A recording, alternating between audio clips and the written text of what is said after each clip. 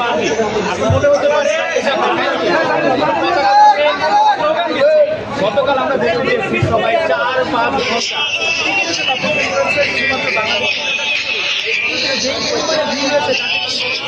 ঘন্টা দেওয়া হয়নি, আজকে টিকিট দেওয়া হয়েছে, তারপরেও যারা পেয়েছে তাদের জন্য সোনার হয়েছে।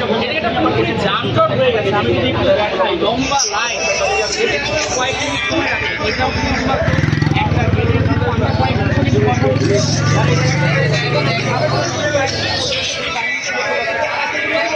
অবাক যে মালদ্বীপে এত সমস্ত কাজ হয়ে গেছে।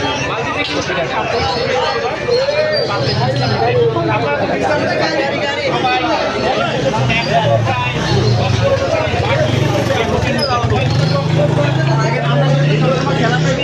আমরা বিগত 3টা ম্যাচ হয়েছে মালদ্বীপে, এই 3টা ম্যাচ আমরা ইনশাল্লাহ জয়যুক্ত হয়েছি। আমরা আজকে আশাবাদী, আমরা 100% আশাবাদী আজকে আমরা প্রতিদ্বন্দ্বী টিম ইন্ডিয়ার লোকে আমরা বাংলাদেশ টিম ইনশাল্লাহ জয়যুক্ত। আমরা স্লোগান করবো এক দল এক দেশ, এক দল এক দেশ।